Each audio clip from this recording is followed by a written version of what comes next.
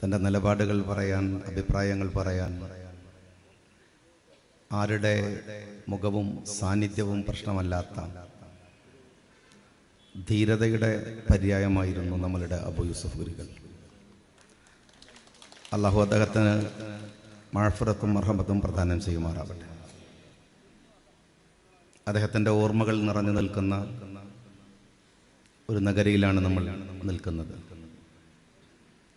എൻ്റെ പ്രിയപ്പെട്ട അനുജന്മാർ ഷരീഫും അതുപോലെ തന്നെ മുസ്തഫയും ബാവയും ഗുലാം ഫസലും അടങ്ങുന്ന നേതാക്കന്മാർ, യൂത്ത് ലീഗിൻ്റെ നേതാക്കന്മാർ നയിക്കുന്ന ജാഥയിൽ രണ്ടാമത്തെ ദിവസമാണ് വീണ്ടും പങ്കെടുക്കാൻ എനിക്ക് ഭാഗ്യമുണ്ടാകുന്നത്.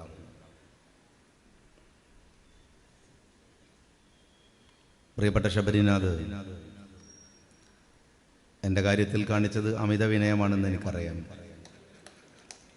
കഴിഞ്ഞ നിയമസഭയിലെ ഞങ്ങളുടെയൊക്കെ തൊട്ടു ജൂനിയർ ആണെങ്കിലും വളരെ അസൂയയോടെ, വലിയ ബഹളങ്ങളൊന്നുമില്ലെങ്കിലും സഭയിൽ പ്രസംഗം കേൾക്കാൻ നമ്മൾ ആഗ്രഹിക്കുന്ന പ്രസംഗകരുടെ കൂട്ടത്തിൽ ഒരാളാണ് ശബരി. വളരെ അക്കാഡമിക്കലായി അദ്ദേഹത്തിൻ്റെ ഉയർന്ന അറിവ് വളരെ അക്കാഡമിക്കലായി നിയമസഭയിൽ അദ്ദേഹം അവതരിപ്പിക്കുന്നത് ഞങ്ങളൊക്കെ ശ്രദ്ധയോടെ കേൾക്കാറുണ്ട്. ഒരുപക്ഷെ മുഖ്യമന്ത്രിയുടെ പ്രത്യേക വാത്സല്യത്തിന് ഇരയായ അദ്ദേഹം ടാർഗറ്റ് ചെയ്യപ്പെട്ട് തോൽപ്പിക്കപ്പെട്ട കേരള നിയമസഭയുടെ നഷ്ടമാണ് എന്ന് എനിക്ക് ഉറപ്പിച്ചു പറയാൻ കഴിയുന്ന ആളാണ്. വളാഞ്ചേരിയിലെ യൂത്ത് ലീഗിൻ്റെ ഈ നിയോജക മണ്ഡലത്തിലെ യൂത്ത് ലീഗിന് ഈ പരിപാടിയിൽ അദ്ദേഹത്തിൻ്റെ സാന്നിധ്യം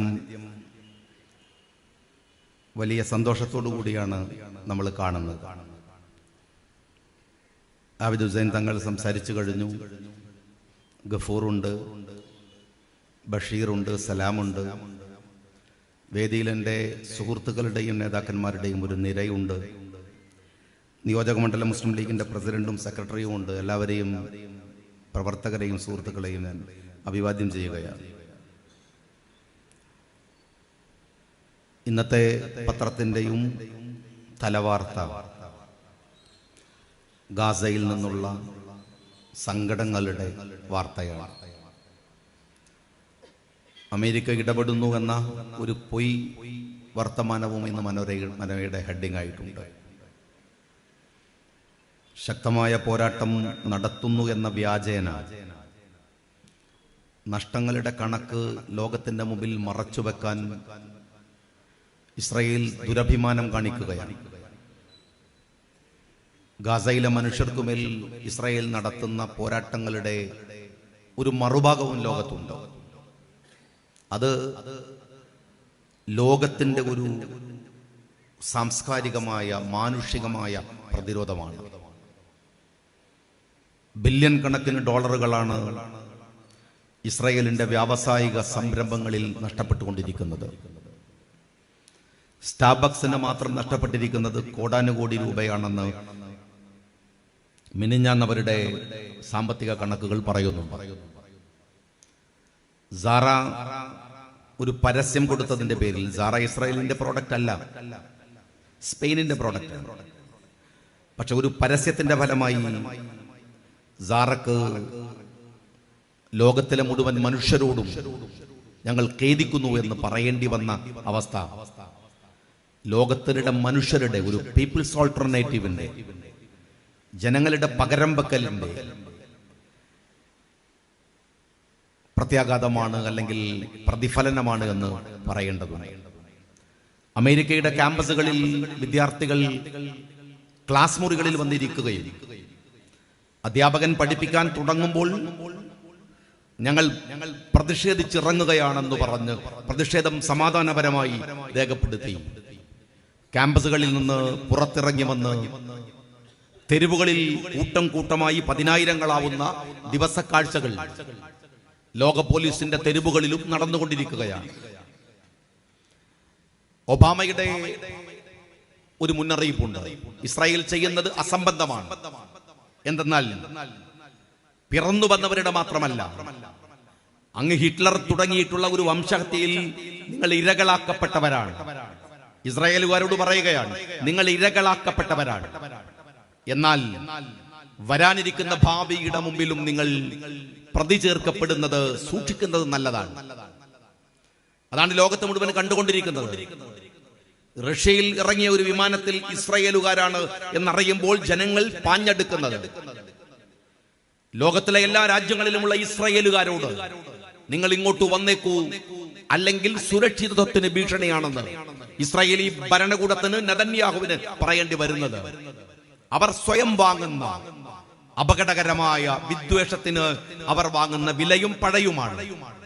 അതുകൊണ്ട് ജനങ്ങളുടെ ഒരു പ്രതിരോധത്തിന്റെ രാഷ്ട്രീയത്തെ, ഗാന്ധിജി പഠിപ്പിച്ച ബഹിഷ്കരണത്തിന്റെ ആയുധ സമാനമായ രാഷ്ട്രീയത്തെ നിങ്ങളെല്ലാവരും നിങ്ങളുടെ തെരുവുകളിൽ, നിങ്ങളുടെ പർച്ചേസുകളിൽ, നിങ്ങളുടെ വിദേശ യാത്രകൾക്കിടയിൽ ഒക്കെയും സമാധാനപരമായി ഈ ലോകത്തിലെ ജനത ഇസ്രായേലികൾക്കെതിരെ നടത്തുന്ന സമരത്തിൽ നിങ്ങളെല്ലാവരും പങ്കാളികളാകണമെന്ന് ഞാൻ സ്നേഹപൂർവ്വം നിങ്ങളോട് പറയുകയാണ്.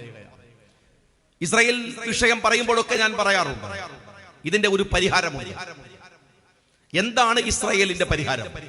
പ്രശ്നങ്ങളുടെ പരിഹാരം രാഷ്ട്രീയമാണ്. തെരുവുകളിൽ നമ്മളുടെ ഗോഗോവിളികൾ മാത്രമല്ല, അതിന്റെ ഒരു പ്രതിഫലനം ഉണ്ടാകണം. അത് രാഷ്ട്രീയമാണ്. ഇസ്രായേലിൽ ഗാസയിൽ മനുഷ്യരെ ഭീകരമായി ആക്രമിക്കുമ്പോൾ അവിടെ ഇന്ത്യയുടെ പ്രാതിനിധ്യം ഉണ്ടായിരുന്നു. ആരുടെ കൂടെ? ഫലസ്തീനികളുടെ കൂടെ, അവിടുത്തെ മനുഷ്യരുടെ കൂടെ. ഇന്ദിരാഗാന്ധിയുടെ കാലത്ത്, നെഹ്റുവിന്റെ കാലത്ത്, ഗാന്ധിജിയുടെ അഭിപ്രായത്തിൽ, ഒരുപക്ഷെ നരസിംഹ റാവുവിന്റെ കാലയളവ് ഒഴിച്ചു നിർത്തിയാൽ എല്ലാ കാലത്തും അവർക്ക് വേണ്ട ഭക്ഷണം കൊടുത്തത്, വെള്ളം കൊടുത്തത്, അവർക്ക് സഞ്ചരിക്കാൻ വാഹനങ്ങൾ കൊടുത്തത്, അവർക്ക് ശക്തി പകർന്നത് നമ്മുടെ അഭിമന്യനായ നേതാവ്, നിങ്ങളൊക്കെയും ജയിപ്പിച്ചു വിട്ട ഈ അഹമ്മദ് സാഹിബിന് പോലും അവിടെ ചെല്ലാൻ സഹായിക്കാൻ കഴിഞ്ഞ കാലമുണ്ടായിരുന്നു. അതിനെന്ത് വേണമായിരുന്നു? ഇന്ത്യ അതിന്റെ കൂടെ നിൽക്കണമായിരുന്നു. ഇന്നത്തെ നിർഭാഗ്യം എന്ന് പറയുന്നത് ചോരക്കൊതിയന്മാരുടെ കൂടെയാണ് ഇന്ത്യ എന്നതാണ്. മനുഷ്യത്വമുള്ളവരുടെ കൂടെയല്ല ഈ ഭരണകൂടം നിൽക്കുന്നത് എന്നതാണ്. ഇസ്രായേൽ ഒരു മതത്തിന്റെ വിഷയമല്ല, പലസ്തീൻ ഒരു മതത്തിന്റെ വിഷയവുമല്ല. രണ്ടും. എല്ലാ ജൂതന്മാരും ഈ അതിക്രമങ്ങളുടെ കൂടെ ഇല്ല. എല്ലാ ജൂതന്മാരുമില്ല. ഇസ്രായേലിലെ ഈ ചോരക്കൊതിയന്മാരെ ഒഴിച്ചു നിർത്തിയാൽ ജൂതന്മാർ പോലും മനുഷ്യപക്ഷത്തുണ്ട്. ഇസ്രായേലിൽ ആ ഫലസ്തീനിൽ മുഴുവൻ മുസ്ലിങ്ങളുമല്ല, 25% ക്രിസ്ത്യാനികൾ മാത്രമുണ്ട്. അവരുടെ ചർച്ചുകളുണ്ട്, അവരുടെ സ്കൂളുകളുണ്ട്, അവരുടെ ആശുപത്രികളുണ്ട്, എല്ലാം ഉണ്ട്. ഈ മനുഷ്യത്വത്തിന്റെ കൂടെ ലോകം നിൽക്കുമ്പോൾ നിൽക്കാത്ത ഒരു രാജ്യമാണ് ഇന്ത്യ. ആ ഇന്ത്യയുടെ ഭരണം നമുക്ക് നഷ്ടപ്പെടുമ്പോൾ നഷ്ടപ്പെടുന്ന കുറെ മാനുഷിക ഘടകങ്ങളുണ്ട്. അതിലൊന്നാണ് നമ്മുടെ കണ്ണിന്റെ മുമ്പിലുള്ള ഇസ്രായേൽ എന്ന് പറയുന്ന സങ്കടവും. നിങ്ങളുടെ പങ്ക്, എന്റെ പങ്ക് ഇസ്രായേലിലെ മനുഷ്യരുടെ കൂടെ അവർക്ക് എത്തിച്ചു കൊടുക്കാൻ കഴിയണമെന്നുണ്ടെങ്കിൽ നമുക്ക് പങ്കാളിത്തമുള്ള ഒരു രാഷ്ട്രമുണ്ടാവണം, ഒരു ഭരണമുണ്ടാവണം.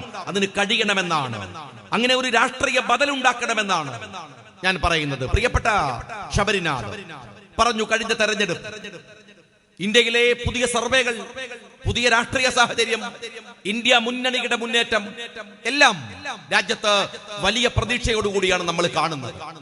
എന്നാൽ വ്യാപകമായി പ്രവർത്തകർക്കിടയിലോ ജനങ്ങൾക്കിടയിലോ രാജ്യത്തിലെ ആസൂത്രിതമായ മീഡിയകൾ ഈ കഴിഞ്ഞ നിയമസഭാ തെരഞ്ഞെടുപ്പുകളിലെ ചെറിയ പരാജയങ്ങളെ വലിച്ചു വലുതാക്കാൻ ശ്രമിക്കുന്നുണ്ട്. തങ്ങളുടെ തെരഞ്ഞെടുപ്പുകളിൽ പരാജയങ്ങൾ സംഭവിക്കുമ്പോ ശതമാനക്കണക്കുകൾ കൊണ്ട് അതിനെ ചെറുതാക്കാൻ ശ്രമിക്കുന്നവരുണ്ടല്ലോ, CPM-കാർ. എന്താ ഈ തെരഞ്ഞെടുപ്പിൽ കഴിഞ്ഞുപോയ അസംബ്ലി തെരഞ്ഞെടുപ്പുകളിൽ 4 സ്റ്റേറ്റുകളിലെ തെരഞ്ഞെടുപ്പുകളിൽ 2 മുതൽ 4% മാത്രം വ്യത്യാസമാണ് കോൺഗ്രസിന് BJP-യുമായിട്ടുണ്ടായിരുന്ന വ്യത്യാസം എന്ന് പറയാൻ അവരുടെ മീഡിയകൾ തയ്യാറാവാത്തത്. അവർ കോൺഗ്രസിന്റെ പരാജയത്തെ ആഘോഷിക്കുമ്പോൾ നിങ്ങൾ മനസ്സിലാക്കേണ്ട ഒരു കാര്യമുണ്ട്. ഈ തെരഞ്ഞെടുപ്പ് പറയുന്ന ചില ഘടകങ്ങൾ. ഒന്ന്, ഫാക്സിസത്തിനോട് എതിരെ പൊരുതാനുള്ള ഒരു രാഷ്ട്രീയം കോൺഗ്രസ് ആണ് എന്നാണ്. ബഹുമാന്യനായ ശബരിനാഥോട് ഞങ്ങൾ പറയട്ടെ, ഞങ്ങൾ മുസ്ലിം ലീഗ് രാഷ്ട്രീയ പാർട്ടി വളരെ കൃത്യമായി തന്നെ അത് വിലയിരുത്തുന്നവരാണ്. അത് UDF എന്ന നിലക്കൊന്നുമല്ല. അത് ഇന്ത്യ മുന്നണി എന്ന നിലക്കൊന്നുമല്ല. കോൺഗ്രസ് എന്ന് പറയുന്ന ഒരു രാഷ്ട്രീയ മുന്നണിയെ ഞങ്ങൾ ഏറ്റവും കൂടുതൽ വിമർശിച്ചവരാണ്. വരുന്ന ഭാവിയിൽ കോൺഗ്രസിന് വരുന്ന എന്ത് അപരാധത്തെയും ജനാധിപത്യപരമായി ചങ്കൂറ്റത്തെ ചൂണ്ടിക്കാണിക്കാൻ ഇന്ത്യൻ യൂണിയൻ മുസ്ലിം ലീഗ് മുൻപന്തിയിൽ ഉണ്ടാവുകയും ചെയ്യും. പക്ഷെ ഉണ്ടാകുമ്പോഴും ഇന്ത്യ രാജ്യത്ത് കോൺഗ്രസ് എന്ന് പറയുന്ന രാഷ്ട്രീയ മതേതര പാർട്ടിക്കാണ് ഇന്ന് BJP-യോട് ശക്തമായി നേരിടാനുള്ള ആർജവവും കരുത്തുമുള്ളത് എന്ന തിരിച്ചറിവ്. അതാണ് ഈ തെരഞ്ഞെടുപ്പ് കൊടുക്കുന്നത്. ബദൽ കോൺഗ്രസ് തന്നെയാണ് ഇന്ത്യ രാജ്യത്ത്. അത് തന്നെയാണ് ലീഗ് രാഷ്ട്രീയ പാർട്ടി പറയുന്നത്. പരിഹസിക്കുന്നവരോട് ഞാൻ ചോദിക്കട്ടെ, കോൺഗ്രസ് മത്സരിച്ചത് കുറച്ച് BJP സ്ഥാനാർത്ഥികളോട് മാത്രമാണോ? അല്ല. ഏറ്റവും വലിയ പണാധിപത്യത്തോട്, അധികാരത്തോട്, മീഡിയയോട്, ഫേക്ക് മീഡിയയോട്, ഡീപ്പ് ഫേക്ക് മീഡിയയോട്, സോഷ്യൽ മീഡിയയോട്, മതം കൈകളിൽ വെച്ച് അതിനെ ആയുധമാക്കുന്ന അതിന്റെ ആളുകളോട്, അവരോടാണ് കോൺഗ്രസ് ഈ തെരഞ്ഞെടുപ്പിൽ മത്സരിച്ചത്. കമൽനാഥിനെ പോലെയുള്ള വലിയ നേതാക്കന്മാർ പറഞ്ഞു EVM മെഷീൻ, അതിനകത്ത് കള്ളക്കളി നടന്നു. എല്ലാത്തിനോടും മത്സരിച്ചിട്ടാണ് 2 മുതൽ 3, 4% വരെയുള്ള വ്യത്യാസത്തിൽ മാത്രം നിൽക്കാൻ കഴിഞ്ഞത്. തോൽക്കുകയായിരുന്നില്ല. ഞാൻ ചോദിക്കട്ടെ, കോൺഗ്രസിനെ വിമർശിക്കുന്ന CPM-കാരോട്, നിങ്ങൾക്ക് സൗത്ത് ഇന്ത്യയിൽ കേരളം കഴിഞ്ഞാൽ ഏറ്റവും കൂടുതൽ സ്വാധീനമുള്ളത് തമിഴ്നാടാണോ, കർണാടകയാണോ? അല്ല, പഴയ ആന്ധ്രയാണ്. ആ പഴയ ആന്ധ്ര ഇന്ന് തെലുങ്കാനയുണ്ട്. ആ തെലുങ്കാനയിൽ നിങ്ങൾ മത്സരിച്ചിട്ടുണ്ടല്ലോ. 10ഓളം സീറ്റുകളിൽ കോൺഗ്രസ് മത്സരിക്കുന്നിടത്ത് കോൺഗ്രസിനെ തോൽപ്പിക്കാൻ നിങ്ങളാലാവുന്ന സഹായം ചെയ്തിട്ടുണ്ടല്ലോ. ആ തെലുങ്കാനയിൽ നിങ്ങൾക്ക് എത്ര സീറ്റ് കിട്ടി? എത്ര ശതമാനം വോട്ട് കിട്ടി? എന്തേ ദേശാഭിമാനി തെലുങ്കാനയിലെ തെരഞ്ഞെടുപ്പിലെ CPM-ന്റെ പങ്കും തോൽവിയും നിങ്ങൾ വിലയിരുത്തുന്നില്ല? എന്തേ വിലയിരുത്താത്തത്? മാത്രമല്ലല്ലോ, 10 കൊല്ലക്കാലം കോൺഗ്രസ് പ്രതിപക്ഷത്തായിരുന്നു തെലുങ്കാനയിൽ. ആ പ്രതിപക്ഷത്ത് നിങ്ങൾ ഇരുന്നു. ഇവിടെ നിന്ന് കാശ്മീരിൽ രാഹുൽ ഗാന്ധിയുടെ ജാഥ സമാപിക്കുകയാണ്. ഈ കേരളത്തിൽ നിന്ന് ജാഥ ആരംഭിച്ചു.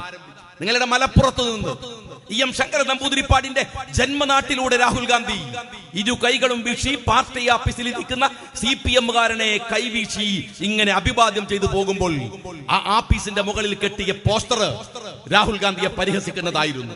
4500 കിലോമീറ്റർ എങ്ങനെയാണ് ഇവൻ നടക്കുക എന്ന് പരിഹസിച്ചവരായിരുന്നു നിങ്ങൾ. പക്ഷെ ആ മനുഷ്യൻ നടന്നു. ഇന്ത്യയുടെ തെരുവുകളിൽ നടന്ന് പകുതിയായപ്പോൾ അയാൾ പറഞ്ഞ ഒരു കാര്യം, ഈ രാജ്യം വിദ്വേഷത്തിന്റെ ഒരു തെരുവാണ്. യൂത്ത് ലീഗുകാരൻ ഇന്ന് വിദ്വേഷത്തിന്റെ മുദ്രാവാക്യം വിളിക്കുന്നത് പോലെ അന്ന് പറഞ്ഞു ആ മനുഷ്യൻ, ഇന്ത്യയുടെ യാത്രയുടെ പകുതി എത്തിയപ്പോൾ ഞാൻ സഞ്ചരിക്കുന്നത് ഒരു വിദ്വേഷത്തിന്റെ തെരുവിലാണ്. ഈ തെരുവിൽ സ്നേഹത്തിന്റെ കട തുറക്കാൻ ഞങ്ങൾ വരുന്നു എന്ന്. ജാഥ അവസാനം തുടങ്ങിയ ജാഥ, ഇവരൊക്കെ പരിഹസിച്ചു തുടങ്ങിയ ജാഥ അവസാനിക്കുന്നത് ഇന്ത്യയുടെ ഹൃദയത്തെ കയ്യിലെടുത്തുകൊണ്ടാണ്. കാശ്മീരിൽ നിന്ന് മഞ്ഞിങ്ങനെ വീണുകൊണ്ടിരിക്കുമ്പോൾ ഒരു രോമത്തൊപ്പി ധരിച്ച് ആ ചെറുപ്പക്കാരൻ ഇന്ത്യയെ അഭിസംബോധന ചെയ്യുന്ന സമയത്ത് നിങ്ങൾക്ക് ഓർമ്മയുണ്ടോ? ആന്ധ്രയിൽ, തെലുങ്കാനയിൽ കേരളത്തിന്റെ മുഖ്യമന്ത്രി പിണറായി വിജയൻ അന്നേ ദിവസം അതേ സമയം യോഗം ചേർന്നു. ആ യോഗത്തിൽ ഉണ്ടായിരുന്നത് ഒന്ന് KCR ആണ്, ഒന്ന് കേരളത്തിന്റെ മുഖ്യമന്ത്രി പിണറായി വിജയനാണ്. മറ്റ് 2 മുഖ്യമന്ത്രിമാർ ആം ആദ്മി പാർട്ടിയുടെ 2 മുഖ്യമന്ത്രിമാരാണ്. എന്തിന്? കോൺഗ്രസിനും BJP-ക്കും ബദലുണ്ടാക്കുന്ന പ്രതിപക്ഷമെന്ന് നുണ പറയാൻ പിണറായി വിജയന്റെ കൂടെ. പക്ഷേ ഇന്ന് ആം ആദ്മി പാർട്ടിയില്ല. അവർ ഇന്ത്യ മുന്നണിയിലേക്ക് വന്നു. അതിന്റെ നേതൃപദങ്ങളിലേക്ക് അവർ വന്നു. മുഖ്യമന്ത്രി പോയി കണ്ട, അവിടുത്തെ അന്നത്തെ മുഖ്യമന്ത്രി പോയി പ്രത്യേകിച്ച് ആശീർവദിച്ചു കണ്ട് അദ്ദേഹം അഭിവാദ്യം ചെയ്തിരുന്ന തെലുങ്കാനയിലെ KCR-ഓ അയാൾക്ക് ഭരണവും പോയി. അത് ഉറപ്പാണ്. മാൻട്രേക്കിനെ കണ്ടാൽ പിന്നെ പോയിട്ടില്ലെങ്കിൽ അത്ഭുതമുള്ളൂ. അതോടുകൂടി അയാളുടെ ഭരണവും പോയി. 10 കൊല്ലം, ആ 10 കൊല്ലത്തെ ഭരണം ഭരിച്ചിടത്ത് കോൺഗ്രസ് തിരിച്ചു വന്നു. ഞാൻ CPM-കാരോട് ചോദിക്കുന്നത്, തെലുങ്കാനയിൽ കോൺഗ്രസ് തിരിച്ചു പിടിച്ചല്ലോ. ബംഗാളിൽ നിങ്ങൾ നോമിനേഷൻ കൊടുക്കാൻ കഴിയോ? നിങ്ങൾക്ക് ത്രിപുരയിൽ നിങ്ങൾക്ക് നോമിനേഷൻ കൊടുക്കാൻ കഴിയോ? എന്തേ നിങ്ങൾക്ക് അങ്ങനെ കൊടുക്കാനാവാത്തത് എന്നും, എന്തേ നിങ്ങൾ ദുർബലമെന്ന് പറയുന്ന, അടുക്കില്ല, ചിട്ടയില്ല, എന്താണ് ഒരു സംവിധാന രീതികളുമില്ല എന്ന് പറയുന്ന കോൺഗ്രസ് പിന്നെയും തെലുങ്കാനയിൽ 10 കൊല്ലത്തിന് ശേഷം തിരിച്ചു വരുന്നത്, അത് ജനാധിപത്യം എന്താണ് എന്ന് നിങ്ങൾക്ക് അറിയാത്തത് കൊണ്ടാണ്. ജനാധിപത്യത്തിൽ അഭിപ്രായം പറയുന്ന സ്വാതന്ത്ര്യത്തിന്റെ വില നിങ്ങൾക്കറിയാത്തത് കൊണ്ടാണ്. കർണാടകയിൽ കോൺഗ്രസിന് ഒരേപോലെ നിൽക്കാവുന്ന രണ്ട് നേതൃത്വമുണ്ട്. ഒന്ന് ഡി കെ ശിവകുമാറാണ്, ഒന്ന് ഇന്നത്തെ മുഖ്യമന്ത്രിയാണ്. അല്ലേ? രണ്ടുപേർ. അവരിൽ ആര് മുഖ്യമന്ത്രിയാവണം? ഒരു പാർട്ടി ആലോചിക്കണ്ടേ? ചെറിയ ജയമാണോ? 82% ഹിന്ദുക്കളുള്ള ഒരു സ്റ്റേറ്റിനെ കോൺഗ്രസ് പിടിച്ചെടുത്തിരിക്കുന്നു. BJP തറ പറ്റിച്ചിരിക്കുന്നു. ആരെ തെരഞ്ഞെടുക്കണം? ചർച്ചകൾ ഉണ്ടാവില്ലേ? ആലോചിക്കാൻ സമയമെടുക്കില്ലേ? അതിനെ പരിഹസിച്ചു ഇവിടുത്തെ മീഡിയകൾ. ദേശാഭിമാനി കളിയാക്കി. സോഷ്യൽ മീഡിയയിൽ ഡിവൈഎഫ്ഐക്കാരൻ മുഴുവൻ എടുത്തിട്ടലക്കുകയായിരുന്നു കോൺഗ്രസിനെ. മുഖ്യമന്ത്രിയെ കണ്ടെത്താൻ പറ്റുന്നില്ല. ഞാൻ ചോദിക്കട്ടെ, CPM-കാരാ അവിടെ മുഖ്യമന്ത്രി വന്നു, ഭരണവും തുടങ്ങി. പ്രതിപക്ഷ നേതാവിനെ തെരഞ്ഞെടുക്കുന്നത് കഴിഞ്ഞ മാസമാണ്. ആർക്ക്? BJP. നിങ്ങൾ അവരെ കളിയാക്കിയില്ല, നിങ്ങൾ അവരെ പരിഹസിക്കാൻ പോയില്ല, നിങ്ങൾ അവർക്കെതിരെ എന്തെങ്കിലും ഒന്ന് പറയാൻ പോയില്ല. രാജസ്ഥാനിൽ മുഖ്യമന്ത്രിയെ തെരഞ്ഞെടുക്കാൻ, മധ്യപ്രദേശിൽ മുഖ്യമന്ത്രിയെ തെരഞ്ഞെടുക്കാൻ BJP-കാരൻ വിയർക്കുന്നത് ഇവിടുത്തെ CPM-കാരൻ കണ്ടു. പക്ഷേ ഒരു കമന്റ് പോലും നിങ്ങൾ എവിടെയും ഉണ്ടാക്കിയില്ല, പറഞ്ഞില്ല. ഇല്ലേ? നിങ്ങൾക്ക് നിങ്ങളുടെ രസം എന്താണ്? BJP-യേക്കാൾ കൂടുതൽ കോൺഗ്രസുകാരന്റെ പതനത്തിന് ആഗ്രഹിക്കുന്ന നിങ്ങളുടെ മനോവികാരത്തിന്റെ പേരെന്താണ്? നിങ്ങളൊന്ന് പറഞ്ഞേ. ഈ പോരാട്ടത്തിൽ ജയിച്ചില്ലേ CPM-കാരൻ? നമ്മള് ഇന്ത്യ മുന്നണിയിൽ നിങ്ങൾ ഉണ്ടെന്ന് പറയുന്നു, ഏകോപന സമിതിയിൽ നിങ്ങൾ ഇല്ല. എന്നാലും ചോദിക്കട്ടെ, BJP തകരണമെന്ന് നിങ്ങൾ ആഗ്രഹിക്കുന്നുണ്ടെങ്കിൽ ഞാൻ ചോദിക്കുന്നത്, സൗത്ത് ഇന്ത്യ BJP മുക്തമായി കഴിഞ്ഞു. അത് തെലുങ്കാന വരുന്നതോടുകൂടെ സൗത്ത് ഇന്ത്യ BJP പോയി. BJP ഇപ്പോൾ സൗത്ത് ഇന്ത്യയിലില്ല. രണ്ടാമത്തെ പ്രതീക്ഷ എന്താണെന്ന് അറിയുമോ? ഇന്ത്യയിലെ ഏറ്റവും വലിയ സ്റ്റേറ്റുകൾ എന്ന് പറയാവുന്ന കർണാടക പിടിച്ചെടുത്തു, BJP-യുടെ വേരറുത്തു. ഇതാ ബീഹാറിൽ നമ്മൾ നേരത്തെ പറഞ്ഞിരുന്ന നിതീഷ് കുമാർ അടക്കം ലാലുവിന്റെ കൂടെയാണ്, ലാലു പ്രസാദിന്റെ മുന്നണിയിലാണ്, ഒരുമിച്ചാണ്. ആ ബീഹാറിൽ പുതിയ പ്രതീക്ഷയുണ്ട്. മഹാരാഷ്ട്ര, ഞാൻ കഴിഞ്ഞ ഒരാഴ്ച മുമ്പ് മഹാരാഷ്ട്രയിൽ നമ്മളുടെ പ്രവർത്തകന്മാരുടെ വിളിച്ച ഒരു പരിപാടിയിൽ ബോംബെയിൽ ഉണ്ടായിരുന്നു. അവിടുത്തെ ആളുകൾ മുഴുവൻ പറയുന്നത്, മീഡിയ മുഴുവൻ പറയുന്നത്, ഉദ്ധവ് താക്കറെയുടെ നേതൃത്വത്തിലുള്ള ഒരു ജനകീയ മുന്നണി അവിടെ വരാൻ പോകുന്നു എന്നാണ്. മഹാരാഷ്ട്രയിൽ പ്രതീക്ഷയുണ്ട്. ഉത്തർപ്രദേശ്, നിങ്ങൾ അവിടുത്തെ രാഷ്ട്രീയത്തെ, ഇവിടുത്തെ ഇന്ത്യ മുന്നണിയിലെ കക്ഷികൾ, ആം ആദ്മി പാർട്ടി, അതുപോലെ തന്നെ മമതാ ബാനർജി, അങ്ങനെ എണ്ണിയാൽ ഇന്ത്യ മുന്നണിക്കകത്തുള്ള രാഷ്ട്രീയ കക്ഷികൾ ഒരുമിച്ചു നിൽക്കാൻ കഴിഞ്ഞാൽ, ഒരുമയോടുകൂടി നിൽക്കാൻ കഴിഞ്ഞാൽ ഒരു വിഷയമല്ല അടുത്ത 2024 തെരഞ്ഞെടുപ്പ്. നോർത്ത് ഈസ്റ്റ് നിങ്ങൾ പരിശോധിച്ചു നോക്ക്. മിസോറാം നമുക്കറിയാം എന്താണ് മിസോറാമിൽ നടക്കുന്നത് എന്ന്, എന്താണ് മണിപ്പൂരിലെ കലാപത്തിന്റെ അനന്തര ഫലമെന്ന്, എന്താണ് ആസാം എന്ന്. ഒരു പാഠം ഇവിടെയുണ്ട്. ആ പാഠം ലീഗും പഠിക്കേണ്ടതാണ്, കോൺഗ്രസും പഠിക്കേണ്ടതാണ്, ഇന്ത്യ മുന്നണിയിലെ മുഴുവൻ ഘടക കക്ഷികളും പഠിക്കേണ്ടതാണ് ഈ തെരഞ്ഞെടുപ്പ് കൊണ്ട്. എന്താണെന്ന് അറിയുമോ? ഇന്ത്യ മുന്നണിയുടെ ഘടക കക്ഷികൾ പരസ്പര ധാരണയോടെ അവർ മത്സരിക്കുന്നിടത്ത് അവരെ ജയിപ്പിക്കാൻ മറ്റുള്ളവർ പോയി നോമിനേഷൻ കൊടുത്ത് പാരവെക്കാതിരിക്കുക. പരമാവധി കോൺഗ്രസിന്റെ ഇന്ത്യ മുന്നണി അംഗങ്ങളുടെ വോട്ടുകളെ ഒരു പെട്ടിയിലാക്കാൻ എല്ലാവരും ചേർന്ന് പരിശ്രമിക്കുക. ആ ഉത്തരവാദിത്തം എല്ലാവർക്കും ഉണ്ട്. ആ ഉത്തരവാദിത്തം നിർവഹിക്കണം. ഞങ്ങൾ ചോദിച്ച ഒരു ചോദ്യമുണ്ട്. ഇന്ത്യ മുന്നണിയോട് BJP തകരണമെന്ന് അല്പമെങ്കിലും ആഗ്രഹം പിണറായി വിജയനുണ്ടെങ്കിൽ നിങ്ങൾ പൊന്നാനിയിൽ സ്ഥാനാർത്ഥിയെ വെക്കേണ്ട എന്ന് ഞങ്ങൾ പറയുന്നില്ല. നിങ്ങൾ മഞ്ചേരിയിൽ, മലപ്പുറത്ത് വെക്കേണ്ട എന്ന് ഞങ്ങൾ പറയുന്നില്ല. പക്ഷെ കേരളത്തിൽ രാഹുൽ ഗാന്ധി മത്സരിക്കുമ്പോ, ശശി തരൂർ മത്സരിക്കുമ്പോ, ഇന്ത്യ മുന്നണിയുടെ അമരക്കാർ എന്ന് പറയുന്ന രണ്ടുപേരെ ഒഴിച്ചു നിർത്തി 18 സ്ഥലങ്ങളിൽ 20ലും തോക്കാനല്ലേ നോമിനേഷൻ കൊടുക്കുന്നത്.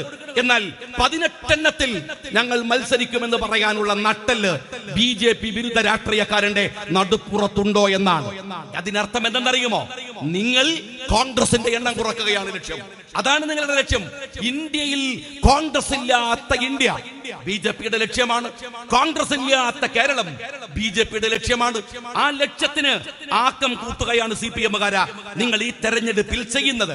അതുകൊണ്ട് ഞാൻ ജനങ്ങളോട് പറയട്ടെ, അനാവശ്യമായി CPM ഒരു പ്രതീക്ഷയാണെന്ന് വിചാരിക്കുകയേ വേണ്ട. CPM ഒരു പ്രതീക്ഷയെന്ന് തെറ്റിദ്ധരിക്കുക പോലും വേണ്ട.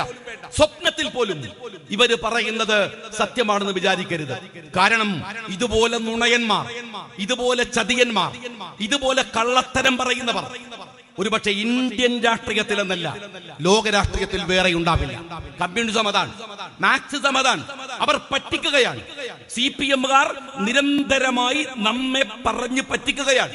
ഫാഷിസത്തിനെതിരെയുള്ള പോരാട്ടം എന്നത് കള്ളത്തരമാണ്. അതുകൊണ്ട് പ്രതീക്ഷ വേണ്ട. ഇന്ത്യ മുന്നണിയിൽ എന്താണ് നിങ്ങൾ ഏകോപന സമിതിയിൽ വരാത്തത് എന്ന് ഏതെങ്കിലും ഒരു BJP CPM കാരൻ ഉത്തരം പറഞ്ഞാൽ മതി. എന്തേ നിങ്ങൾ ഏകോപന സമിതിയിൽ വരുന്നില്ല? CPI ഉണ്ടല്ലോ, RSP ഉണ്ടല്ലോ, ഫോർവേഡ് ബ്ലോക്ക് ഉണ്ടല്ലോ, റെഡ് ഫ്ലാഗ് ഉണ്ടല്ലോ. ഇന്ത്യയിൽ ഇടതുപക്ഷം എന്ന് പറയുന്ന സകലമാന കക്ഷികളും ഇന്ത്യ മുന്നണിയുടെ ഏകോപന സമിതിയിലുണ്ട്. എന്തേ CPM ഉണ്ടാവുന്നില്ല? നിങ്ങൾ മുന്നണിയിലുണ്ടെന്ന് പറയുന്നു. മുന്നണി അതിന് മറുപടി പറഞ്ഞ CPI ആണ്. ഇതൊരു മുന്നണിയല്ല, ഇതൊരു സഖ്യമാണ്. ഇതൊരു സഖ്യമാണ്. സഖ്യമെങ്കിൽ നിങ്ങൾ ഇന്ത്യ മുന്നണിയുടെ ഏകോപന സമിതിയിൽ ഉണ്ടാവണം. എങ്ങനെയാണ് കേരളത്തിന്റെ മുഖ്യമന്ത്രി പിണറായി വിജയന് ഇന്ത്യ മുന്നണിയുടെ ഏകോപന സമിതിയിൽ വരാനാവുക? ആവില്ല. എന്താ കാര്യം എന്നറിയുമോ? ദേവഗൌഡ പറഞ്ഞിട്ടുണ്ട്, ഞങ്ങൾ കർണാടകയിൽ കോൺഗ്രസിനെ തോൽപ്പിക്കാൻ, രാഷ്ട്രീയ സഖ്യമുണ്ടാക്കാൻ BJPയുടെ കൂടെ ചേർന്നത് കേരളത്തിന്റെ മുഖ്യമന്ത്രി പിണറായി വിജയന്റെ BJP നേതൃത്വവുമായുള്ള വ്യക്തിബന്ധത്തിന്റെയും സഹായത്തോടും കൂടിയാണ്. ഞാനല്ല പറയണത്, കോൺഗ്രസ് അല്ല പറയുന്നത് മുൻ ഇന്ത്യയുടെ പ്രധാനമന്ത്രിയാണ്. കർണാടകയിൽ ഇത്തവണ അതിഗംഭീരമായി കോൺഗ്രസ് ജയിച്ച, നിങ്ങൾ മനസ്സിലാക്കണം, അവിടെ ഹിജാബിനെതിരെ വലിയ സമരങ്ങൾ നടത്തിയ, മുസ്ലിങ്ങളെ നിരന്തരമായി സാംസ്കാരിക വേട്ടയാടലുകൾ നടത്തിയ എത്ര ശതമാനം മുസ്ലിങ്ങൾ അവിടെ ഉണ്ട്? ചെറിയ ശതമാനം അല്ലേ? എന്നിട്ടും അവരെ വിടാതെ വേട്ടയാടിയ അവിടുത്തെ BJP-കാരനെ സഹായിക്കാൻ ഇവിടെ വന്ന് മുസ്ലിം പ്രേമം വിളമ്പുന്ന പിണറായി BJPയെ സഹായിച്ചു എന്ന് പറഞ്ഞത് ദേവഗൌഡയാണ്. ആ പിണറായി വിജയന് ഇന്ത്യ മുന്നണിയുടെ ഏകോപന സമിതിയിൽ വരൽ പ്രയാസകരമാണ്. കരുവന്നൂർ ബാങ്ക് ചെറിയ പ്രശ്നമാണ്. കരുവന്നൂർ ബാങ്ക് വലിയ പ്രശ്നമാണ്. ചെറിയ ഇഷ്യൂ അല്ല. പക്ഷേ ആ ബാങ്കിൽ ED കയറും. നമ്മൾ വിചാരിച്ചു ഇപ്പൊ പിടിക്കും, ED ഇറങ്ങും, പിന്നെ കുറച്ചു കഴിഞ്ഞാൽ പിന്നെയും കയറും, മൊയ്തീനെ പിടിക്കും, മറ്റേ വേറെ ആളെ പിടിക്കും. ഇത് മുഴുവൻ കള്ളത്തരാന്ന് പറയും. കോടികളുടെ വെട്ടിപ്പ് നാട്ടുകാരോട് പറയും. പിടിച്ചില്ല എന്ന രീതികളൊക്കെ ഉണ്ടാക്കും.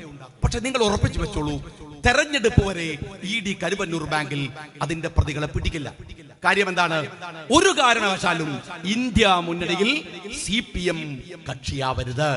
അങ്ങനെ കക്ഷിയായാൽ തൊട്ടു പിറ്റേ ദിവസം ഈ വിടുവായത്തം പറയുന്ന കേരളത്തിന്റെ മുഖ്യമന്ത്രി പിണറായി വിജയനെ നിങ്ങൾ തിഹാർ ജയിലിൽ പോയി തെരയേണ്ടി വരുമെന്ന കാര്യത്തിൽ ഒരു സംശയവുമില്ല.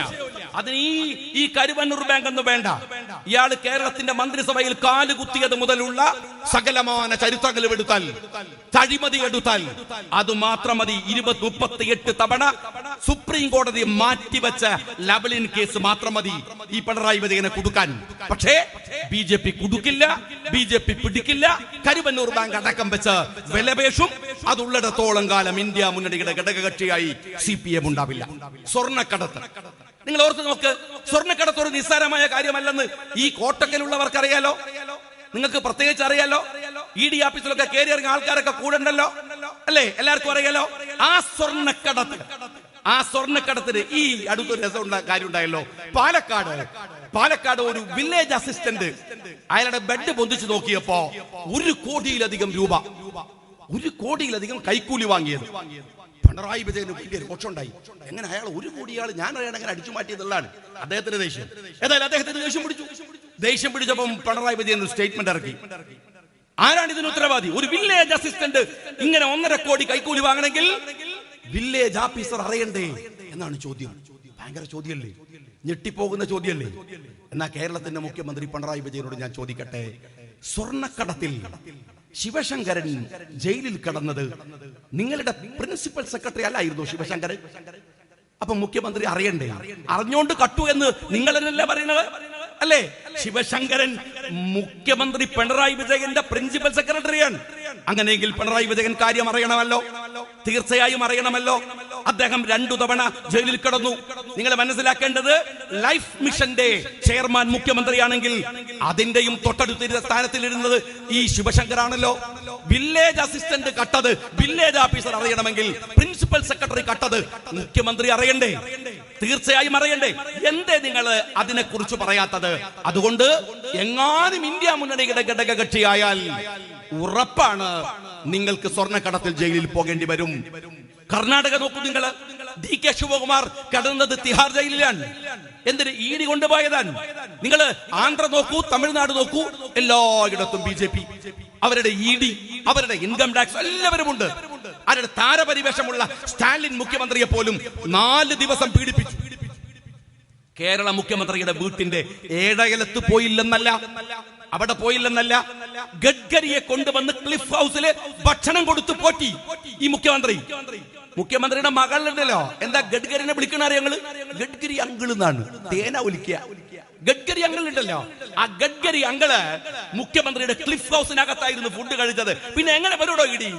പിന്നെ എങ്ങനെ വരും ഈ രാജ്യത്തെ നിങ്ങളെ പിടിക്കാൻ BJPയുടെ പോലീസ്? വരില്ല. കാര്യമെന്ത്? നിങ്ങൾ ഇന്ത്യ മുന്നണിയുടെ ഘടക കക്ഷിയായി ഉണ്ടാവില്ല. ULCC എന്ന് പറയുന്ന നിങ്ങളുടെ അദാനി, കേന്ദ്രത്തിലെ BJPക്ക് അദാനിയാണ് വലങ്കയെങ്കിൽ കേരളത്തിലെ മുഖ്യമന്ത്രിയുടെ വലങ്കൈ ULCC എന്ന് പറയുന്ന ഊരാലുങ്കലാണ്. ആ കാട്ടുകള്ള കച്ചവടത്തിന് നിങ്ങൾ നിൽക്കുന്നിടത്തോളം കാലം ഞാൻ ചോദിക്കട്ടെ, നിങ്ങൾക്ക് ഇന്ത്യ മുന്നണിയെ ബഹിഷ്കരിക്കുകയല്ലാതെ എന്താ വഴിയുള്ളത്? എന്നിട്ട് പറയാണ്, നിങ്ങൾ മനസ്സിലാക്കേണ്ട ഒരു കാര്യമുണ്ട്, ഇതൊക്കെ കഴിഞ്ഞിട്ട് ഇതെല്ലാം സംഭവിച്ചിട്ടും അറിയാത്ത പോലെ നിൽക്കുകയാണ്, വിടുവായത്തം പറയുകയാണ് കേരളത്തിന്റെ മുഖ്യമന്ത്രി. അദ്ദേഹത്തിന്റെ ഇപ്പൊ നേരത്തെ പലരും പറഞ്ഞു ഒരു യാത്ര പോവാണ്. സത്യത്തിൽ ആ യാത്ര എന്തിനാണെന്ന് ആ യാത്രാ വണ്ടിയിലുള്ള 21 മന്ത്രിമാർക്ക് അറിയുമോ? എന്തിനാ യാത്ര? അറിയുമെങ്കിലും നിങ്ങൾ പറയുമോ? നിങ്ങൾ ധരിക്കുന്ന പോലെ ഈ യാത്ര ഇത്രയധികം നെഗറ്റീവിലൂടെ മാത്രം യാത്ര ചെയ്യുന്ന ഈ യാത്ര പിണറായി വിജയന് അബദ്ധമായിരുന്നു എന്ന് നിങ്ങൾ വിചാരിക്കുന്നുണ്ടോ? ഒരിക്കലും വിചാരിക്കരുത്. കാരണം അതിനേക്കാൾ വലിയ അബദ്ധമായി സംഭവിക്കുമായിരുന്ന മാസപ്പടിയുടെ വിവാദത്തെയാണ് വളരെ മനോഹരമായി പിണറായി വിജയൻ ഈ നവകേരള യാത്ര എന്ന കർട്ടനിട്ട് മറച്ചിരിക്കുന്നത്. യാത്രപ്പടിയുടെ ചർച്ച പോയി, ഇത് മാസപ്പടിയുടെ ചർച്ച പോയി. മാസപ്പടിയുടെ ചർച്ച വണ്ടിയിലായി, ബസ്സിലായി, യാത്രയിലായി, പൗരപ്രമുഖരിലായി. ഞങ്ങളൊക്കെ പ്രസംഗിക്കാൻ തുടങ്ങിയ വേറെ വിഷയമാണ്. പക്ഷെ സത്യത്തിൽ എന്താണ്? കേരളത്തിന്റെ ഒരു മുഖ്യമന്ത്രി വെറും ഒരു മുഖ്യമന്ത്രി അല്ലല്ലോ. നിരവധി കൊല്ലം പാർട്ടിയുടെ സെക്രട്ടറിയായ മനുഷ്യൻ, CPMന്റെ തലമുതിർന്ന നേതാവ്. പാർട്ടി എന്തൊക്കെയാവട്ടെ, ഒരു കമ്മ്യൂണിസ്റ്റ് പാർട്ടിയുടെ ചരിത്രം എന്താണ്? ഇതാ മരിച്ചുപോയ എന്താണ് CPIയുടെ നേതാവ് കാനം പാർട്ടി സെക്രട്ടറി സ്ഥാനത്ത് നിന്ന് മാറിയത് എന്തിനാണ്? അദ്ദേഹത്തിന്റെ മകന്റെ പേരിൽ വന്ന ഒരു കുറ്റകൃത്യമല്ല, ഒരു ആരോപണം. നിങ്ങൾ മനസ്സിലാക്കണം. CPIM ഒരു കമ്മ്യൂണിസ്റ്റ് പാർട്ടിയല്ലേ? CPIM ഒരു മാർക്സിസ്റ്റ് പാർട്ടിയല്ലേ? ആ CPIയുടെ നേതാവ് കാനത്തിന്റെ മകന്റെ പേരിൽ ആരോപണം വന്നപ്പോ ആ മനുഷ്യൻ ഒരുപാട് പ്രതിസന്ധികൾ ഉണ്ട് എന്ന് CPIക്ക് അറിയാം. അദ്ദേഹത്തിന് ഷുഗർ വന്ന് കാല് മുറിച്ചു. മകനല്ലേ? ഈ മനുഷ്യനോട് എന്തിനാണ് തെറ്റ് ചെയ്യുന്നത് എന്നും അവർ വിചാരിച്ചില്ല. ആ പാർട്ടി ആ മനുഷ്യനെ മാറ്റി നിർത്തി. നിങ്ങൾ മനസ്സിലാക്കണം, മകന്റെ പേരിലാണ് കാനത്തിന് ആ പാർട്ടി വിട്ടു മാറി നിൽക്കേണ്ടി വന്നത്, അല്ലെങ്കിൽ സെക്രട്ടറി സ്ഥാനം മാറ്റി നിർത്തപ്പെടേണ്ടി വന്നത്. അങ്ങനെയും പാർട്ടികളുണ്ടല്ലോ ഇവിടെ. അപ്പോഴാണ് സ്വന്തം മകളുടെ പേരിൽ കേരളത്തിലെ സാമ്പത്തിക കുറ്റവാളികളിൽ ഒരാളായിട്ടുള്ള കരിമണൽ കർത്തയുടെ ഓഫീസിൽ നിന്ന് പണം പറ്റിയ മുഖ്യമന്ത്രിയുടെ മകളുടെ പേര് കേരളം ചർച്ച ചെയ്യുന്നത് തടുക്കാനാണ് ഈ തട്ടിപ്പ് യാത്ര. ഈ തട്ടിപ്പ് അല്ലെങ്കിൽ എന്തിനായി യാത്ര? ഞാൻ ചോദിക്കുന്നത്, എന്തെങ്കിലും ഒരു കാര്യം ഇപ്പൊ കോടതി നോട്ടീസ് വന്നില്ലേ? അപ്പോഴും നമ്മൾ പറഞ്ഞു, എന്താ കോടതി നോട്ടീസ് വന്നത്? മുഖ്യമന്ത്രിക്ക് നേരെ മുഖ്യമന്ത്രി പറഞ്ഞത് അതിലുള്ള പേര് PV എന്ന. PV ഞാനല്ല, വീണ മോളല്ല എന്ന് പറഞ്ഞില്ലല്ലോ. അത് പറഞ്ഞിട്ടില്ല. PV ഞാനല്ല. പക്ഷെ കോടതി പറഞ്ഞു ആചാരി തരികടൊന്നും വേണ്ട, PV നിങ്ങൾ തന്നെയാണ് PV. അതുകൊണ്ട് നോട്ടീസ് അയച്ചു മുഖ്യമന്ത്രിക്ക്. നോട്ടീസ് അയച്ചില്ലേ? ഉളുപ്പ് എന്ന് പറഞ്ഞത് ലവലേശം ഉണ്ടെങ്കിൽ, ആ ക്ലിഫ് ഹൗസിന്റെ വളപ്പിലുണ്ടെങ്കിൽ, ആ സ്വിമ്മിംഗ് പൂളിൽ ഇടാൻ ഒരു തരി ഉണ്ടെങ്കിൽ എന്റെ മുഖ്യമന്ത്രി രാജിവെച്ച് വീട്ടിലിരിക്കേണ്ട സമയല്ലേ ഈ നോട്ടീസ് കിട്ടിയിട്ടും? താങ്കളൊരു കമ്മ്യൂണിസ്റ്റ് മുഖ്യമന്ത്രിയല്ലേ? എന്നിട്ടും ഉളുപ്പില്ലാതെ അതിനെ ന്യായീകരിച്ച് ജാഥ നടത്തുന്നത്, ജാഥ കൊണ്ട് നിങ്ങളുടെ മാസപ്പടിയെ മറക്കാനാണ്. ഒരു സംശയ കാര്യത്തിലില്ല. നോട്ടീസ് വന്നപ്പോ മൂപ്പര് ചോദിക്കാണ്, നോട്ടീസ് എനിക്കല്ലേ കിട്ടിയത്, നിങ്ങൾക്ക് എന്താ ബേജാറുന്നാണ്? എന്തൊരു തോന്നിവാസമാണ് മുഖ്യമന്ത്രി ഇത്, എന്തൊരു തോന്നിവാസമാണ്. മാത്യു കുടനാടിന്റെ വീട്ടിൽ വിജിലൻസ് കയറിയപ്പോ മാത്യുവിന്റെ ബേജാറെന്താ? അടങ്ങിയിരുന്നാ പോരെ എന്നാണ്. മാത്യുവിന് എന്താ ബേജാറ്? അപ്പൊ നിങ്ങൾക്ക് ബേജാറില്ല അല്ലേ? നാട്ടുകാർ നോക്കിക്കോളും. നിങ്ങൾക്ക് നിങ്ങളുടെ കാര്യത്തിൽ വേറെ ആരും ഇടപെടരുത്, നാട്ടുകാർ ഇടപെടരുത്, നിങ്ങൾ മാത്രം. എന്തായിരുന്നു സത്യത്തിൽ ഈ ജാഥ തന്നെ? ആലോചിച്ച് തുടങ്ങും എന്താ പറഞ്ഞത്? പരാതി, ജനങ്ങളുടെ പരാതി നേരിട്ട് കേൾക്കാൻ ഒരു ക്യാബിനറ്റ് തന്നെ ഇറങ്ങി പുറപ്പെടുന്നു എന്നാണ്. ഇറങ്ങി പുറപ്പെട്ടു. ജാഥ തുടങ്ങിയപ്പോഴൊക്കെ ലക്ഷ്യങ്ങൾ മാറ്റി പലതരത്തിൽ മാറി. നേരത്തെ പറഞ്ഞ പോലെ തോമസ് ചാഴിക്കാടൻ പറഞ്ഞപ്പോ പറഞ്ഞു പരാതി കേൾക്കാനല്ല, പരാതി കേൾക്കാൻ. ഇന്ന് വന്ന ഒരു കൊല്ലത്തിറങ്ങിയ ഓർഡർ ഒരു ശബരി കണ്ടിട്ടുണ്ടാവും. എന്താ ഓർഡർ വന്ന കാര്യങ്ങള്? ഇനി ആരും മന്ത്രിമാർക്ക് കൊടുക്കുന്നതിന് പരാതി എന്ന് പറയരുത്. ഏത് പരാതി എന്ന് എഴുതരുത്. അതുപോലെ തന്നെ ഇനി ഇന്ന് മുതൽ ആ യാത്രയിൽ, നവകേരള യാത്രയിൽ പരാതി എന്നല്ല, അപേക്ഷ, നിവേദനം എന്നൊക്കെ ആക്കി മാറ്റണം. നിങ്ങൾ കൊടുക്കുന്ന കടലാസിന് തിരിച്ചു തരുന്ന റെസീറ്റിൽ അപേക്ഷ കിട്ടി, അല്ലെങ്കിൽ നിവേദനം കിട്ടി, സ്വീകരിച്ചിരിക്കുന്നു എന്നാക്കണം. കാരണം എന്താണ്? പരാതി കൊടുക്കേണ്ടത് ഒരു ജനാധിപത്യത്തിലെ മന്ത്രിക്കോ മുഖ്യമന്ത്രിക്കോ ആണ്. പക്ഷെ ഇതല്ലല്ലോ, ഇത് മഹാരാജാവ് പിണറായി അല്ലേ. മഹാരാജാവിന് നമ്മൾ നിവേദനം കൊടുക്കാൻ പാടുള്ളൂ, തരണമേ, അപേക്ഷ കൊടുക്കാൻ പാടുള്ളൂ, അനുവദിക്കണമേ, വേണം എന്ന് പറയാൻ പാടില്ല. വേണം എന്ന് പറയുന്നത് ചോദിക്കലാണ്, ചോദ്യം ചെയ്യലാണ്, പരാതിപ്പെടലാണ്. നിങ്ങളും ഞാനും ഒക്കെ മുഖ്യമന്ത്രിയുടെ കീഴിൽ നിന്ന് മുഖ്യമന്ത്രിയുടെ മുമ്പിൽ നട്ടല്ലോടെ നിവർന്നു നിൽക്കുന്നത് നമ്മൾ പൗരന്മാർ എന്ന ബോധമുള്ളത് കൊണ്ടാണ്. എന്നാൽ മുഖ്യമന്ത്രിയെ കാണുമ്പോൾ മുട്ടിലിഴഞ്ഞ് നട്ടല് വളച്ചു നിൽക്കുന്ന ചാഴിക്കാടനടക്കമുള്ളവർ മഹാരാജാവും അവർ പ്രജകളുമാണ് എന്ന ബോധ്യം കൊണ്ടാണ്. അതുകൊണ്ടല്ലേ നിങ്ങൾ ആലോചിച്ച് നോക്ക്, ഇയാൾ പറഞ്ഞിരിക്കുന്നത് ഇനിയിപ്പോ അത് മാത്രമല്ല, അടുത്ത ഓർഡർ വരാൻ പോകുന്ന കാര്യങ്ങള് അഴിമതി എന്ന് പറയാൻ പാടില്ല. ഇനി പറയേണ്ടത് കാണിക്ക, അതല്ലെങ്കിൽ സമ്മാനം എന്നൊക്കെയാണ്. നിങ്ങൾ മുഖ്യമന്ത്രിക്ക് 1 കോടി രൂപ കൊണ്ട് ആരെങ്കിലും കൈക്കൂലി കൊടുത്താൽ പറയേണ്ടത് ഞാൻ മഹാരാജാവിന് കാണിക്ക കൊടുത്തു എന്നാണ്. അപ്പോ അദ്ദേഹത്തിന്റെ മകൾക്ക് ആരാണ് കർത്ത കൊടുത്ത മാസപ്പടിയോ അത് രാജകുമാരിക്ക് കാണിക്ക വെച്ച് കൊടുക്കുകയാണ്. അങ്ങനെ പറഞ്ഞാൽ മതി. ഇനി മുതൽ അഴിമതി എന്ന പേര് മാറ്റുകയും കാണിക്ക അതുപോലെ തന്നെ സമ്മാനം എന്നൊക്കെ തുടങ്ങല് ആക്കും ചെയ്യണം എന്നാണ് ഞാൻ ചോദിക്കണം. എന്റെ CPOമാരെ, ഇന്നലെ മുഖ്യമന്ത്രിയുടെ പിന്നെയും സ്റ്റേറ്റ്മെന്റ് 1.25 പരാതി എന്നല്ല, അപേക്ഷ കിട്ടിയതാണ്. പരാതി മാറ്റിയല്ലോ, അപേക്ഷ കിട്ടിയതാണ്. 1.25 ലക്ഷം ആളുകളുടെ പരാതി ഒരു ഗവൺമെന്റിന് കിട്ടുന്നത് ഗവൺമെന്റിന്റെ എഫിഷ്യൻസി ആണോ, അതല്ല അത് പരാജയമാണ് എന്നതിന്റെ തെളിവാണോ? നിങ്ങള് ചാഴിക്കാടിനോട് പറഞ്ഞ കാര്യം നേരത്തെ അവിടുന്ന് പറഞ്ഞു. എന്താ പറഞ്ഞത് നിങ്ങൾ ചാഴിക്കാടിനോട്? ഈ ജാഥയെ കുറിച്ച് ചാഴിക്കാടിന് ഒന്നും അറിയില്ല എന്നാണ്. ഈ ജാഥയെ കുറിച്ച് ചാഴിക്കാടന് ഒരു കുന്തു ശരിക്കും മനസ്സിലായിട്ടില്ല.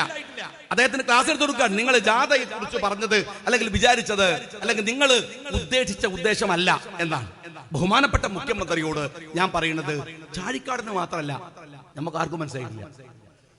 ചാഴിക്കാടൻ വിട്ടേക്ക്, നമ്മൾക്ക് ആർക്കും മനസ്സിലായിട്ടില്ല എന്താണ് ഈ ജാഥയുടെ ഉദ്ദേശം എന്ന് നിങ്ങൾ പറയോ? ഒരു ജാഥയിൽ, കേരളത്തിലെ ജാഥയുടെ പിറകിൽ പോകുന്ന വണ്ടികൾ നിങ്ങൾ ശ്രദ്ധിച്ചോ? ആ ടെമ്പോ വണ്ടികളിൽ കൊണ്ടുപോകുന്നത് വടിയാണ്, കല്ലാണ്. ഞാൻ ആരോപണം ഉന്നയിക്കാണ്. കേരളത്തിൽ ഈ പിണറായി വിജയന് പോയി പണിയെടുത്തു കൊടുക്കുന്ന പോലീസുകാരൻ അന്വേഷിക്കും, നോക്കാൻ പറ്റില്ലല്ലോ. ആ വണ്ടികളിൽ നിന്ന് വടികൾ വലിച്ചൂരിയാണ്. സമരം നടത്തുന്ന യൂത്ത് കോൺഗ്രസ് പ്രവർത്തകന്മാരെ, മറ്റ് ജനാധിപത്യ പ്രവർത്തകന്മാരെ നിങ്ങൾ തെരുവിൽ നേരിടുന്നത് നിങ്ങൾ മനസ്സിലാക്കണം. നിങ്ങൾ എന്തിനു വേണ്ടിയാണ് ഒന്ന് പരിശോധിച്ച് നോക്ക്. നിങ്ങൾ ഈ പോലീസുകാരൻ മെനഞ്ഞാന്നത്തെ അടിയുടെ ഒരു പ്രത്യേകതയുണ്ട്. അടിക്കുമ്പോ പോലീസുകാരന്റെ അടി നിങ്ങൾ എപ്പോഴും ശ്രദ്ധിച്ചിട്ടുണ്ടാകും. ഇങ്ങനെ ലാത്തി പിടിച്ച് ഇങ്ങനെയാണ് അടിക്കുക. നിങ്ങൾ ശ്രദ്ധിച്ചിട്ടുണ്ടാകും. ഒരു ഭാഗത്ത് നിന്ന് ഇങ്ങനെയാണ്, അതെവിടെയും നിങ്ങൾ കാണും. പോലീസുകാരന് കൊടുക്കുന്ന ട്രെയിനിങ് അങ്ങനെയാണ്, ഇങ്ങനെ അടിക്കുക. എന്താ കാര്യം? നമ്മുടെ ദേഹത്ത് കൊള്ളും, തൊടയിൽ കൊള്ളും, കാലിന് കൊള്ളും. ഒരു പോലീസുകാരനും ഒരു ട്രെയിനിങ്ങിന്റെ സമയത്തും ഇങ്ങനെ അടിക്കണമെന്ന് പഠിപ്പിക്കില്ല, ഒരിടത്തും അടിക്കില്ല. അങ്ങനെ അടിക്കുന്നവൻ കുറ്റവാളി മാത്രമല്ല, അവൻ ഭീകരനാണ്, വലിയ തരത്തിൽ അക്രമകാരിയാണ്, മനുഷ്യത്വമില്ലാത്തവനാണ്. ആ യൂത്ത് കോൺഗ്രസിന്റെ പ്രവർത്തകന്മാരെ അടിക്കുന്നത് നിങ്ങൾ ശ്രദ്ധിച്ചിട്ടുണ്ടാകും. അവരിങ്ങനെയാണ് അടിക്കുന്നത്. നേരെ മുകളിൽ നിന്ന് താഴോട്ട് തലക്കടിച്ച് തല പൊട്ടിച്ചു. എന്നിട്ട് ആ ക്രിമിനൽ ഉണ്ടല്ലോ, ആ പോലീസുകാരൻ ക്രിമിനൽ ഉണ്ടല്ലോ, അവൻ ഇന്ന് പോസ്റ്റ് ഇട്ടിരിക്കുന്നു, ഇനിയും വാ റോട്ടിലേക്ക് ഞങ്ങൾ കാണിച്ചു തരാമെന്ന്. ഞാൻ വെല്ലുവിളിച്ചു പറയുന്നല്ല, ജനാധിപത്യത്തിന്റെ മര്യാദകളെ മറന്നിട്ട് പറയുന്നല്ല. പക്ഷെ ചെവിയിൽ നുള്ളി അവൻ കാത്തിരുന്നു. ആയുസോടെ ഞങ്ങളൊക്കെ ഉണ്ടെങ്കിൽ നിനക്ക് പണി തന്നിരിക്കുമെന്ന് നീ ഓർത്തോ? ഇവിടെ നേരം ഇരുട്ടി വരുമ്പോഴേക്കും അല്ലെങ്കിൽ ഇത് കഴിഞ്ഞാലും നിന്റെ പിണറായി ഈ രാജ്യത്തിന്റെ മഹാരാജാവായിട്ടുണ്ടാകും എന്നൊന്നും നീ വിചാരിക്കേണ്ട കാര്യമില്ല. പക്ഷെ ഒരു കാര്യം ഞാൻ നേതാക്കന്മാരോടും പറയാറുണ്ട്, അന്ന് സംയമനത്തിന്റെ പേരൊന്നും പറഞ്ഞ് ഒരുത്തനും വരരുത്. ഇത്തരം ആളുകളെ, ഇത്തരം തെമ്മാടിക്കൂട്ടങ്ങളെ, ഇത്തരം നെറികെട്ടവരെ കൈകാര്യം ചെയ്യേണ്ടത് ജനാധിപത്യത്തിന്റെ അന്തസ്സ് നിരക്കുന്നവനാണ്.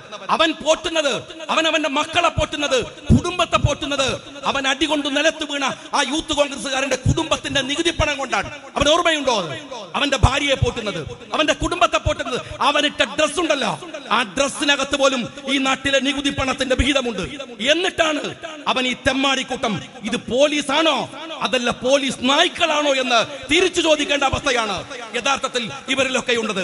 ഇത്തരം അക്രമകാരികളെ വെറുതെ വിടാൻ പാടില്ല.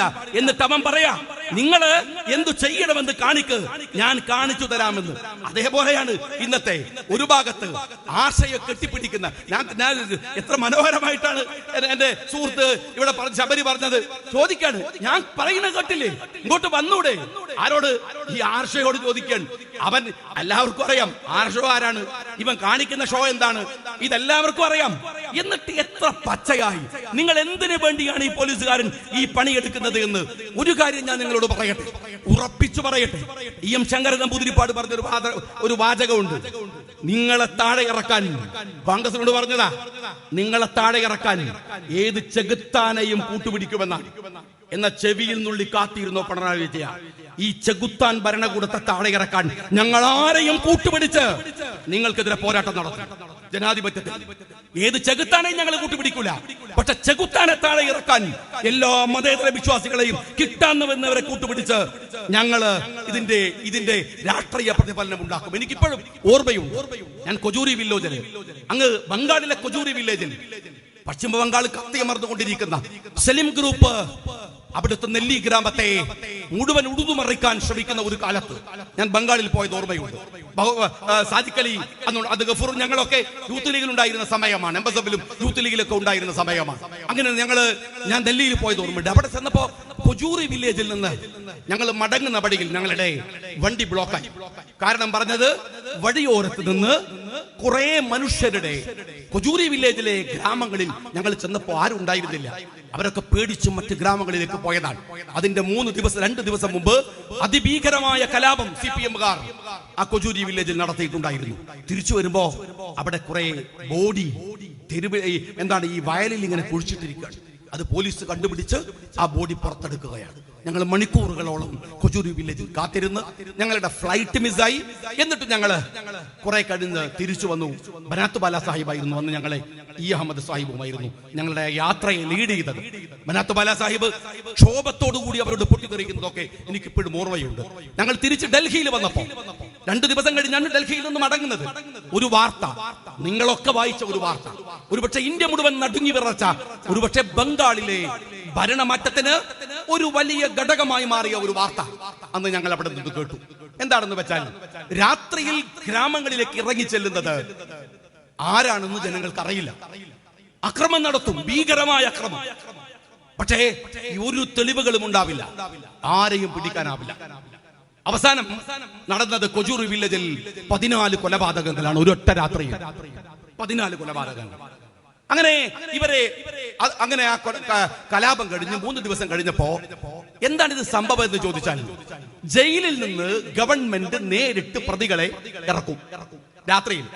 ഈ പ്രതികള് ജയിലിൽ നിന്ന് ഇറങ്ങി അവരോട് പറയും, വളാഞ്ചേരി ഇന്ന സ്ഥലത്ത് പോയിട്ട് എത്ര ആളുകളെ കൊന്നോ, അതിൽ ഏർപ്പാട് ചെയ്യും. ഈ കലാപകാരികൾ ജയിലിൽ നിന്ന് ഇറങ്ങുക, പോയിട്ട് ആളുകളെ കൊല്ലുക, നേരം വെളുക്കുന്നതിന് മുമ്പ് ജയിലിൽ തിരിച്ചു കയറുക. നിങ്ങൾക്കൊക്കെ അറിയാവുന്ന കാര്യം. നിങ്ങളുടെ മെമ്മറിയിലേക്ക് ചിലരെ കാലം കഴിയുമ്പോൾ ചിലത് മറന്നുപോകും. എന്നിട്ട് ചിലരൊക്കെ വിശുദ്ധരാണെന്ന് തെറ്റിദ്ധരിച്ചു പോകും. അങ്ങനെ തെറ്റിദ്ധരിക്കണ്ട എന്ന് വിചാരിച്ച് പറയാൻ ഓർമ്മിപ്പിക്കുകയാണ്. എന്നിട്ട് ഈ ആളുകൾ കൊന്നിട്ട് ഇവർ ജയിലിൽ തിരിച്ചു കയറും. അന്ന് രാത്രിയിലെ കൊജൂരി വില്ലേജിലെ കലാപം കഴിഞ്ഞ് രാത്രിയിൽ പെട്ടെന്ന് തൊട്ടടുത്ത ഗ്രാമത്തിൽ നിന്ന്, പേര് ഞാൻ വിട്ടുപോയി, ആ ഗ്രാമത്തിൽ നിന്ന് കുറച്ചാളുകൾ സംഘം ചേർന്ന് ഈ അക്രമം തടുക്കാൻ വേണ്ടി വന്നു. കലാപകാരികൾ ചിതറിയോടി. അങ്ങനെ അവര് നേരം വെളുക്കാൻ നേരത്ത് ജയിലിൽ വന്ന് എണ്ണമെടുത്തപ്പോൾ ഒരു പ്രതി തിരിച്ചു കയറിയില്ല. അവര് കുറെയൊക്കെ തപ്പി, പോലീസ് ആകാവുന്ന മുഴുവൻ അന്വേഷണവും നടത്തി, കിട്ടിയില്ല. 2 ദിവസം കഴിഞ്ഞ് കൊജൂരി വില്ലേജിൽ കൊല്ലപ്പെട്ടവരുടെ പലരുടെയും ബോഡികൾ തിരയുന്ന കൂട്ടത്തിൽ ഒരു പൊട്ടക്കിണറിൽ ഒരാൾ മരിച്ചു കിടക്കുന്നു. നോക്കുമ്പോൾ ആ ഗ്രാമക്കാരനല്ല. നിങ്ങൾക്കൊക്കെ അറിയാം, പത്രത്തിൽ വന്നതാണ്. പരിശോധിച്ച് നോക്കി, ഫോട്ടോ എടുത്തു. ഒരു പത്രക്കാരന് മനസ്സിലായി ഇയാൾ കൊടും ക്രിമിനലാണ്. റെക്കോർഡുകൾ പരിശോധിച്ചപ്പോൾ അയാൾ അപ്പോഴും ജയിലിലാണ്. ഒരു ഗവൺമെന്റ് ഒത്താശ ചെയ്ത് നടത്തിയ കലാപമാണ്. ആ കലാപമാണ് ബംഗാളിനെ അപകടകരമാം വിധത്തിൽ CPM-ന്റെ അന്ത്യമുണ്ടാക്കി വെച്ചത് എന്ന് നിങ്ങൾ മനസ്സിലാക്കണം. അന്ത്യമുണ്ടാക്കി വെച്ചത്. ഞാൻ കേരളത്തിന്റെ മുഖ്യമന്ത്രിയോട് പറയട്ടെ, ഭരണത്തിന്റെ ഹുങ്ക് കൊണ്ട് അധികാരമുണ്ടെന്ന് കരുതി നിങ്ങൾ കാണിക്കുന്ന ധിക്കാരങ്ങളും തോന്നിവാസങ്ങളും അവസാനിക്കാൻ ഒരു ഇൻസിഡന്റ് മതിയാവും, ഒരൊറ്റ സംഭവം മതിയാവും. ഇതൊക്കെ എത്ര കാലം ഉണ്ടാവും എന്ന് കരുതിയാണ് നിങ്ങൾ ഈ അഹങ്കാരം കാണിക്കുന്നത്? എല്ലാവർക്കും നേരെ ഇന്നലെ അബ്ദുൾ റബ്ബ് സാഹിബ് ഫേസ്ബുക്കിൽ എഴുതിയ മാതിരി ഇത് ഈ ജാഥ എന്താ നിങ്ങളുടെ യാത്ര പൊളിയാണ് എന്ന് പറഞ്ഞു. സഖാക്കൾ പറഞ്ഞു ഇത് പൊളിയാണ്. അതെന്തർത്ഥത്തിലാ പറഞ്ഞാൽ ഞങ്ങൾ കംപ്ലീറ്റ് പൊളിക്കുകയാണ്. എല്ലാ സ്കൂളിന്റെയും എല്ലാത്തിന്റെയും മതിൽ പൊളിക്കുകയാണ്. ആ അർത്ഥത്തിലാണ് ഞാൻ പറയുന്നത്. വേറെ ചില സഖാക്കൾ പറഞ്ഞത് ഇത് അടിപൊളിയാണെന്നാണ്. രണ്ടും ശരിയാണ്. അടിയുണ്ട് പൊളിയുണ്ട്. കോട്ടയത്തിലെ പൊൻകുന്നം സ്കൂൾ പൊളിച്ചു, നെന്മാറ സ്കൂൾ പൊളിച്ചു, പാമ്പാടി പഞ്ചായത്ത് മതിൽ പൊളിച്ചു, തിരൂരിലെ സ്കൂളിന്റെ മതിൽ പൊളിച്ചു, മഞ്ചേരിയിലെ സ്കൂളിന്റെ മതിൽ പൊളിച്ചു, പറവൂരിലെ സ്കൂളിന്റെ മതിൽ പൊളിച്ചു, കോതമംഗലം സ്കൂളിന്റെ മതിൽ പൊളിച്ചു, പെരുമ്പാവൂർ സ്കൂളിന്റെ മതിൽ പൊളിച്ചു, മാളയിലെ സ്കൂളിന്റെ 3 മതിലുകൾ അവിടെ പൊളിച്ചു, ചെറുതുരുത്തിയിലെ സ്കൂളിന്റെ മതിൽ പൊളിച്ചു, വെമ്പല്ലൂർ കോളേജിന്റെ മതിൽ പൊളിച്ചു, മാവേലിക്കരയിലെ സ്കൂളിന്റെ മതിൽ പൊളിച്ചു, കോട്ടക്കൽ ഗവൺമെന്റ് നമ്മളുടെ ഈ മണ്ഡലത്തിലെ കോട്ടക്കലിലെ ഗവൺമെന്റ് അവരുടെ എന്താണ് മെഡിക്കൽ കോളേജിന്റെ ആയുർവേദ മെഡിക്കൽ കോളേജിന്റെ മതിൽ പൊളിച്ചു. എല്ലായിടത്തും പൊളിച്ചു. ഞാൻ ചോദിക്കുന്നത് ഇത് ആരുടെ, പച്ച മലയാളത്തിൽ ചോദിച്ചാൽ ആരുടെ അച്ഛന്റെ പൈസ എടുത്തിട്ടാണ് ഇതൊക്കെ കട്ടുന്ന പൊളിക്കുന്നത്? ഞാൻ അറിയാണ്ട് ചോദിക്കുകയാണ്. നിങ്ങളൊരു ബസ്സോ ഉണ്ടാക്കി, അത് നിറങ്ങാൻ വരെ ലിഫ്റ്റാണ്. പിന്നെ ഈ കുന്ത്രാണ്ട പോയി സ്റ്റേജിന്റെ അടുത്ത് കടന്ന് പറയുന്നത് എന്ത് മോശത്തരമാണോ? ഒരു 2 അടി ഇറങ്ങാനും നടക്കാനും പറ്റാത്ത ഈ സാധനത്തിന് എന്തിനായി കാസർഗോഡ് നിന്ന് കെട്ടുകാഴ്ച പോലെ തിരുവനന്തപുരത്ത് കൊണ്ടുപോണത്? എന്തിനായി കൊണ്ടുപോണത്? എനിക്ക് സംശയം അതല്ല. 2 അടി ഇറങ്ങാൻ പറ്റാത്തവന്ന് എങ്ങനെയാണ് ക്ലിഫ് ഹൗസിലെ സ്വിമ്മിംഗ് പൂളിൽ നീന്തി കുളിക്കണത്? അപ്പൊ അവിടെ മൂപ്പരല്ല കുളിക്കണത്. പിന്നെ ആർക്ക് കുളിക്കാനായി ഞങ്ങളെ പൈസ എടുത്ത് കൊള്ളണ്ടാക്കി? അത് പറഞ്ഞേ. ഇതെന്തൊരു മനുഷ്യനാണ്, എന്തൊരു ഭരണാണ്? രാജ്യത്ത് ഭീകരമായ സാമ്പത്തിക പ്രതിസന്ധിയാണ്. കിഫ്ബിയെ കുറിച്ച് മിണ്ടണില്ല. ഇപ്പാരെ എന്താ മിണ്ടാത്തത്? കിഫ്ബി വലിയ അബദ്ധമാണെന്ന് മനസ്സിലായി. എന്തൊരു ഭീകരമായ ദൂർത്താണ്. മന്ത്രിമാരുടെ ബംഗ്ലാവ് മോടി പിടിപ്പിക്കാൻ കുഴപ്പമില്ല, മന്ത്രിമാർക്ക് വാഹനങ്ങൾ വാങ്ങാൻ കുഴപ്പമില്ല. എന്താ കിയ കാർണിവൽ എന്ന് പറഞ്ഞപ്പോ 1.5 കോടി ഉറുപ്പിന്റെ കാറ് വാങ്ങിക്കോ, നമ്മളെ ചെലവല്ലേ, പോയിക്കോട്ടെ, പ്രായല്ലേ എന്ന് വിചാരിച്ചു. അതും പോരാഞ്ഞിട്ട് 1.5 കോടിന്റെ ബസ് വാങ്ങുക. ഇതെല്ലാം കൂടെ നിങ്ങൾ എന്താണ് ഇത്ര വലിയ ദൂർത്ത് നടക്കുമ്പോ മനസ്സിലാക്കണ്ടേ? ഇനിയിപ്പോ ആകെ ഒരു പ്രതീക്ഷ ഉള്ളത് ഈ ജാഥ കഴിഞ്ഞാൽ ആ ബസ് മ്യൂസിയത്തിൽ കിട്ടുന്ന പൈസ കൊണ്ട് കടം വീട്ടാന്നുള്ളതാണ്. ബാലനും കൂടി ഉള്ളതുകൊണ്ട് ആ ബുദ്ധി നമുക്ക് കിട്ടിയതാണ്. അല്ലെങ്കിൽ ഈ പൈസ കിട്ടാൻ മ്യൂസിയത്തിൽ വെച്ചാൽ ഭയങ്കര പൈസ കിട്ടുന്നതാണ് ബാലൻ പറയുന്നത്. അത് കിട്ടല്ലോ. എന്തൊരു കഷ്ടമാണ്, എന്തുമാത്രം അപകടകരമായി. എന്നിട്ട് ജാഥനെ പറ്റി ചോദിച്ചാൽ എന്താ പറയാ? ജാഥനെ പറ്റി ചോദിച്ചു. ജാഥ കാസർഗോഡ് ജില്ല കഴിഞ്ഞല്ലോ. അതെ, ആ ജില്ലയിലെ എൻഡോസൾഫാൻ ഇഷ്യൂ ഉണ്ട്. ഈ കേരളത്തിന്റെ അങ്ങേയറ്റത്ത് കിടക്കുന്ന കാസർഗോഡ് ജില്ലയെ അവഗണിക്കുന്നു എന്ന പരാതിയുണ്ട്. നല്ല ഒരു യൂണിവേഴ്സിറ്റി ഇല്ല, വിദ്യാഭ്യാസ സ്ഥാപനങ്ങളില്ല.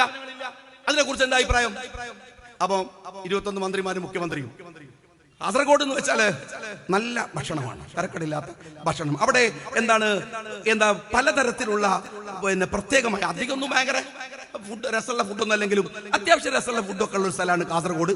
നല്ല ഭക്ഷണമാണ് കാസർഗോഡ് എന്ന് ചോദിച്ചാൽ ആദ്യം പറയുന്ന ഒരു കാര്യം അതാണ്. അവിടെ കുറിച്ച് കണ്ണൂർ വന്ന എയർപോർട്ട് വളരെ ഒരു കാര്യപ്പെട്ട പണിയൊന്നുമില്ല. അവിടെ സീപോർട്ട് തീരെ ഉഷാറില്ല. എന്താ കണ്ണൂരിനെ കുറിച്ച് അഭിപ്രായം? കണ്ണൂരിലെ ബിരിയാണി ഭയങ്കര. ഈ ചങ്ങായിമാര് നാടടക്കി തിന്ന് നടന്ന് പോവാന്നല്ലാതെ രാവിലത്തെ ഭക്ഷണത്തിന്റെ പല്ല് കുത്തി. ഇപ്പൊ എന്നോട് ബഷീർ പറയാണ് 2 മന്ത്രിമാർ ഹോസ്പിറ്റലാണ്, ഗ്യാസ് കയറിയാന്നാ പറഞ്ഞത്. എന്ത് ഫുള്ളടിച്ചു. ആദ്യം അമ്മായിരത്തി തിരുവനന്തപുരത്ത് ഉണ്ടാക്കിയത് തീരെ വയ്യ. 5 അടിയാണ്. ഇങ്ങനെ ഭക്ഷണം കഴിച്ച് നിങ്ങൾ എന്തെങ്കിലും ഗജകേസരി യോഗം എന്ന് പറഞ്ഞ സിനിമയില് മാമുക്കോയി ജഗദീശൻ ചോദിക്കുന്നുണ്ട്, കൊക്കിന്റെ ഇറച്ചി ഉണ്ടോ ചോദിക്കുന്നുണ്ട്. ബാക്കിയൊക്കെ ഇനി അതേ ഉള്ളൂ. അതുപോലെ നമ്മളെ SP മാരും കലക്ടറൊക്കെ ഇനി കൊളക്കോയിനെ പിടിക്കാൻ നടക്കേണ്ടി വരും ഇവർക്ക് കൊടുക്കാൻ. ബാക്കിയെല്ലാം തിന്നു കഴിഞ്ഞു. ഇതാണ് ഈ ജാഥയിൽ ആകെ നടക്കുന്ന പണി. ഇത് മാത്രമാണ്. വയനാട്ടിലെ ചോരയില്ല, ബദൽ റോഡില്ല, നാട്ടിലെ ഒരു പ്രശ്നവുമില്ല, എൻഡോസൾഫാൻ ഇല്ല. ഇത് മാത്രമാണ് ജനങ്ങൾക്ക് ഉപകാരമില്ലാതെ. ഒരു ഭാഗത്ത് ശബരിമലയിലെ പാപം വിശ്വാസികൾ. ആലോചിച്ച് നോക്കുക, അവരൊക്കെ എന്താ അപരാധം ചെയ്തത്? നിങ്ങൾ മനസ്സിലാക്കേണ്ട ഒരു കാര്യമുണ്ട്. ഇവിടെ തിരുവിതാംകൂർ ദേവസ്വം ബോർഡിന്റെ കീഴിൽ 1200 ക്ഷേത്രങ്ങളുണ്ട്. ആ ക്ഷേത്രങ്ങളിൽ 30 നേരത്തെ പറഞ്ഞില്ല, കാടാമ്പുഴ സെക്രട്ടറി പറഞ്ഞു കാടാമ്പുഴ ക്ഷേത്രമൊക്കെ 30 ക്ഷേത്രമാണ്. ക്ഷേത്ര ചെലവുകൾ കഴിച്ചിട്ട് ബാക്കി പൈസ ഉള്ളത് ആകെ 30 ക്ഷേത്രം. ആ 30 ക്ഷേത്രത്തിന്റെ വരുമാനം കൊണ്ട് വേണം കേരളത്തിലെ 1000 100 ചില്ലാനം വരുന്ന ക്ഷേത്രങ്ങളുടെ നിത്യദാന ചെലവുകൾ കഴിയാൻ പൂജാരിമാർക്കൊക്കെ കൊടുക്കുന്ന ശമ്പളങ്ങൾ സങ്കടം വന്നു പോകും. പാവങ്ങൾ, ദാരിദ്ര്യം അനുഭവിക്കുന്ന ഒരു വിഭാഗം ക്ഷേത്രത്തിന്റെ ചുറ്റിപ്പറ്റി കഴിയുന്ന ആളുകൾ പൈസ ഈ വരുന്ന ശബരിമലയിൽ അടക്കം നിന്ന് വരുന്ന ക്ഷേത്രങ്ങളുടെ അധിക വരുമാനം കൊണ്ടാണ് ആ ക്ഷേത്രങ്ങളൊക്കെ നടന്നു പോണത്. എത്ര ക്ഷേത്രങ്ങളുണ്ട് ആലോചിച്ച് നോക്ക്. അവിടെയാണ് ഈ സൗത്ത് ഇന്ത്യയിലെ ഏറ്റവും വലിയ തീർത്ഥാടന കേന്ദ്രമാണ് ശബരിമല. ആരാണ് കൈകാര്യം ചെയ്യുന്നത്? ഞങ്ങൾ എന്നും പറയുന്നു, ഈ ദേവസ്വം ബോർഡായാലും അതല്ലെങ്കിൽ വഖഫ് ബോർഡായാലും കൈകാര്യം ചെയ്യുന്നവർ വിശ്വാസികളാവണം. അല്ല, വിശ്വാസികളല്ലാത്തവന്റെ കൈ കൊടുത്താൽ ഓൽക്കെന്ത് സ്വർഗം, ഓൽക്കെന്ത് നരകം, ഓൽക്കെന്ത് സിറാത്ത് പാലം. EMSനെയും സമസ്തന്റെ പ്രസിഡന്റിനൊക്കെ ഒരുപോലെ കാണുന്ന ആൾക്കാർ, എല്ലാവർക്കും സിറാത്ത് പാലം ഒരു കണക്കാന്ന് അറിയുന്ന ആൾക്കാർക്ക് അവർക്കൊക്കെ എന്ത് കാര്യം? വിശ്വാസം വേണം. ഈമാന്റെ ഒരു കണിയെങ്കിലും ഹൃദയത്തിനകത്ത് ഉണ്ടാവണം. ഒരുത്തൻ ദേവസ്വം വഖഫ് ബോർഡ് കൈകാര്യം ചെയ്യുമ്പോൾ. അല്ലെങ്കിൽ അബ്ദുറഹ്മാനെ, ഇപ്പൊ വഖഫ് മന്ത്രി അബ്ദുറഹ്മാനാണല്ലോ മലപ്പുറത്തെ. 200 ചില്ലാനം ഏക്കറാണ് പറവൂരിൽ കിടക്കുന്നത്. ഫാറൂഖ് കോളേജിന്റെ ഈ ഫാറൂഖ് കോളേജിന്റെ പൊന്നിന്റെ വിലയാണ് ആ പറവൂരിൽ, VD സതീശന്റെ മണ്ഡലത്തിനോട് ചേർന്ന് കിടക്കുന്ന പറവൂരില് ആ പൊന്നിന്റെ വിലയുള്ള 200 ചില്ലാൻ വഖഫിന്റെ ഭൂമിയിൽ നിങ്ങൾ നികുതി വാങ്ങരുത് എന്ന് പറഞ്ഞു കോടതി. അതിനെ മറികടക്കാൻ ക്യാബിനറ്റിൽ തീരുമാനമെടുത്തിട്ട് അവിടുത്തെ മഹീന്ദ്ര ക്ലബ് അടക്കമുള്ള വലിയ കുത്തകകളുടെ കയ്യിൽ നിന്ന് പണം വാങ്ങിയിട്ട് അവർക്ക് നികുതി അടക്കാൻ സൗകര്യം ഒരുക്കി കൊടുക്കുന്നത് ഈ അബ്ദുറഹ്മാനാണ്. പേരുണ്ടായിട്ടൊന്നും കാര്യമില്ല, പേരുകൊണ്ട് കാര്യമില്ല. പക്ഷെ വിശ്വാസികളാവണം. അത് വഖഫ് ബോർഡായാലും അത് ദേവസ്വം ബോർഡായാലും. അല്ലാത്ത ആളുകൾ അത് കൈകാര്യം ചെയ്യുമ്പോൾ ഉണ്ടാകുന്ന ബുദ്ധിമുട്ടുകളും പ്രയാസങ്ങളും എന്ന് പറയുന്നത് ഇതൊക്കെയാണ് എന്ന് ജനങ്ങൾക്ക് മനസ്സിലാക്കാൻ കഴിയണമെന്ന് മാത്രമേ ഞാൻ പറയുന്നുള്ളൂ. ഇത് ഈ ശബരിമലയിൽ നോക്കി നോക്കണം. 10 മണിക്കൂർ മുതൽ 20 മണിക്കൂർ വരെ വിശ്വാസികൾ ക്യൂവിൽ നിൽക്കുക. പമ്പയിലേക്ക് പോകുന്ന വണ്ടിയിൽ 50 ആളെ ബസ് കയറ്റ. പിണറായിന്റെ ബസ്സിൽ 21 ആളല്ലേ ഉള്ളൂ. അതേ വലിപ്പമുള്ള ബസ്സല്ലേ? ആ ബസ്സിൽ 50 ആളെ കയറ്റ. 180 ആളെ കയറ്റുന്നു എന്ന് ബസ്സിലെ കണ്ടക്ടറും ഡ്രൈവറും പറയാൻ. എന്തിനു വേണ്ടിയിട്ട്? അവരൊക്കെ എന്ത് ദ്രോഹ ചെയ്തത്? ഞാൻ ചോദിക്കുന്നത്, ഇവിടെ UDF ആയാലും LDF ആയാലും മുഖ്യമന്ത്രി ആവണത്, മന്ത്രിമാരാവണത്, MLA ആവണത് ഈ നാട്ടിലെ വിശ്വാസികളുടെ വോട്ട് കൊണ്ടാണ്. ഇവിടുത്തെ ഹിന്ദുക്കളുടെ, മുസ്ലിങ്ങളുടെ, ഇവിടുത്തെ ക്രിസ്ത്യാനികളുടെ വിശ്വാസികളുടെ വോട്ട് കൊണ്ട് 8ഉം 10ഉം ആളുകളുടെ ഈ കമ്മ്യൂണിസ്റ്റുകൾ എന്നൊക്കെ പറയുന്ന ഈ നരമ്പി രോഗികളായിട്ടുള്ള വിശ്വാസികളല്ലാത്തവരില്ലേ, അവരുടെ വോട്ട് എത്ര ഉണ്ടെന്ന് ഞങ്ങൾക്കറിയാം. ഇവിടുത്തെ എത്തിസ്റ്റുകളുടെ ഈ 99% വിശ്വാസികളാണ്. ആ വിശ്വാസികളുടെ വോട്ടും വാങ്ങിയിട്ടാണ് നിങ്ങൾ ഈ തോന്നിവാസം കളിക്കുന്നത്, ഈ തെമ്മാടിത്തരം കളിക്കുന്നത്. നിങ്ങൾ സംഘപരിവാരത്തിന് വടി കൊടുക്കുകയാണ്. യഥാർത്ഥത്തിൽ ഇതും ഒരു അഗ്രിമെന്റ് ആവാം, നിങ്ങളുടെ ഒത്തുകളുടെ അഗ്രിമെന്റ് ആവാം.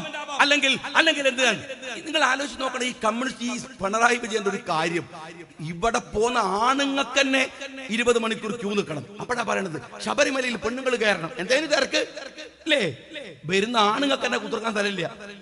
അപ്പൊ നിങ്ങൾ പെണ്ണുങ്ങളെ കേട്ടാ നോക്കണം. വിശ്വാസികളുടെ മുകളിൽ കയറിയിട്ട് പെണ്ണുങ്ങളെ കേട്ടാ നോക്കുന്നതാണ്. അപ്പോഴാണ് ഞാൻ അതുകൊണ്ട് എന്റെ സുഹൃത്തുക്കളോട് പറയാണ്, രാഷ്ട്രീയ യൂത്ത് ലീഗിന്റെ പ്രവർത്തകന്മാര് അവർ ഈ തെരുവുകളിൽ നടത്തുന്ന ഒരു മുദ്രാവാക്യമുണ്ട്. അവരുടെ അനുഭവങ്ങൾ, അവർ എത്രയോ ദൂരം നടന്ന്, ഞാൻ പ്രസംഗിക്കുമ്പോൾ പ്രയാസം, അവരെങ്ങനെ ഇരുത്തിയിട്ട് നാളെ അവർ ഈ പ്രസംഗം കേൾക്കണം. പക്ഷെ ഇത്രയും നാളുകൾക്ക് വേണ്ടി പ്രസംഗിക്കല്ലാതെ നിവൃത്തിയില്ല. അവർ നടന്നു, ഒരുപാട് കാലം നടന്നു. ആർക്കു വേണ്ടിയാണ്? ഇതൊരു ഉത്തരവാദിത്തമാണ്, ഒരു ഉത്തരവാദിത്തമാണ്, ശ്രമങ്ങളാണ് ജനാധിപത്യത്തിൽ. ഇപ്പോ നിങ്ങൾ ഓർത്തു നോക്കൂ, ബൈഡൻ, വലിയ ഭൂരിപക്ഷത്തോടെ വന്ന ബൈഡൻ, ട്രംപിനെ കഥ കഴിഞ്ഞു എന്ന് പറഞ്ഞവർ, അമേരിക്കയിൽ നിന്ന് വരുന്ന പുതിയ സെൻസസുകൾ ട്രംപ് വീണ്ടും വരുമെന്നാണ്. രാഷ്ട്രീയം അങ്ങനെയാണ്, നിരന്തരമായ പ്രവർത്തനങ്ങളാണ്. ആര് വരുന്നു പോകുന്നു എന്നതല്ല, ഉത്തരവാദിത്തങ്ങൾ നിർവഹിക്കുന്നു എന്നതാണ്. അതിനെത്ര വലിയ അടികൊള്ളേണ്ടി വന്നാലും ജനാധിപത്യത്തിൽ ആ ശബ്ദത്തിന് വിലയുണ്ട്. നിങ്ങൾ മനസ്സിലാക്കേണ്ടത് മുഖ്യമന്ത്രിയല്ല, പ്രധാനമന്ത്രിയല്ല, അതിലും വലിയ പദവികൾ കിട്ടുമായിരുന്ന ഗാന്ധിജി രാവിലെ നബ്കാലിയിലേക്ക് പോകുമ്പോ നെഹ്റുവിന് എഴുതി വെക്കുന്ന ഒരു കത്തുണ്ട്. ഇതാ ഇന്നലെ രാത്രി നമ്മൾ ചർച്ച ചെയ്തതിന്റെ ബാക്കി ചിലത് പറയാൻ വിട്ടുപോയി. ഇന്ത്യയുടെ വിദ്യാഭ്യാസത്തെ കുറിച്ച്, ഇന്ത്യയുടെ സാംസ്കാരികമായ ഇടങ്ങളെ കുറിച്ച് ഗാന്ധിജി പറയുകയാണ് നെഹ്റുവിനോട്, ഇതൊക്കെ ശ്രദ്ധിക്കണം കേട്ടോ, ഞാൻ നബ്കാലിയിലേക്ക് പോവുകയാണ്. അവിടെ മുസ്ലിങ്ങളും ഹിന്ദുക്കളും അവർ തമ്മിൽ കലാപങ്ങൾ തുടങ്ങിയിരിക്കുന്നു, നിരപരാധികൾ മരിച്ചു വീഴുകയാണ്. എനിക്ക് അങ്ങോട്ടേക്ക് വരാനാവില്ല. എവിടേക്ക്? അധികാരത്തിന്റെ ഇടങ്ങളിലേക്ക്. അധികാരത്തിന്റെ ഇടങ്ങളായി അത് തേടിയുള്ള യാത്രയല്ല രാഷ്ട്രീയം എന്ന് പറയുന്നത്. മറിച്ച് നേരിനു വേണ്ടി, ധർമ്മത്തിന് വേണ്ടി എത്ര കാതങ്ങൾ നടക്കേണ്ടി വന്നാലും എത്ര ദൂരങ്ങൾ താണ്ടേണ്ടി വന്നാലും ജനങ്ങൾ അവസാനം ആ നേര് തിരിച്ചറിയുക തന്നെ ചെയ്യും. ഈ പോരാട്ടം UDF തുടരുക തന്നെ ചെയ്യും. നിങ്ങൾ എത്ര വലിയ ചങ്ങലകൾ കൊണ്ട് പൂട്ടാൻ ശ്രമിച്ചാലും എന്റെ സുഹൃത്ത് ശബരിനാഥിനെ സാക്ഷി നിർത്തി എനിക്ക് പറയാനാവും. നിയമസഭയിൽ നടത്തിയത് ധീരമായ പോരാട്ടമായിരുന്നു, ശക്തമായ പോരാട്ടമായിരുന്നു. തോറ്റിട്ടുണ്ടാകാം, പക്ഷെ ജനങ്ങളുടെ രാഷ്ട്രീയത്തിലെ തോൽവികൾ എന്ന് പറയുന്നത് അങ്ങനെ ജനങ്ങളുടെ ഹൃദയത്തിൽ നിന്നുള്ള ഇറങ്ങിപ്പോക്കലല്ല.